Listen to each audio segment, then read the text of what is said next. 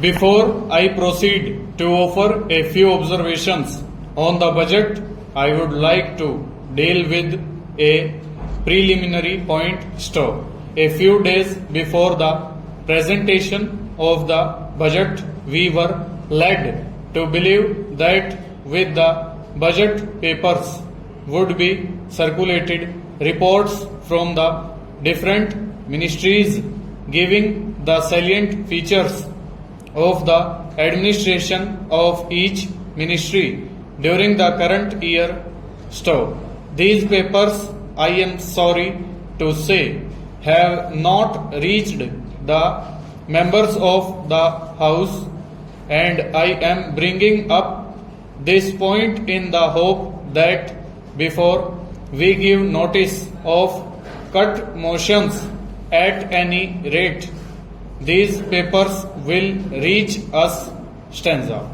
In the course of the speeches which have already been made, there has been reference to one striking point in the budget speech, and that is the striking variation between the original budget estimates presented last year and the revised estimates contained in the budget presented now. Stop.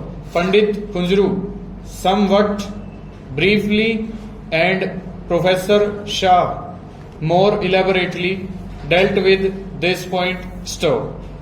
If I refer to it, it is only to remind the Honorable the Finance Minister of a promise which was tentatively made by his predecessor last year, and that is to set up with as little delay as possible a research and planning section in the finance ministry. Stop.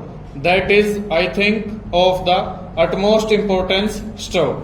I know that the Chancellor of the Exchequer in England is willing and indeed would be glad to provide facilities for training 3 or 4 promising young men from the finance ministry in this country, and I hope that Sir Stafford Cripps' offer will be accepted by the finance minister promptly and gratefully. Stop.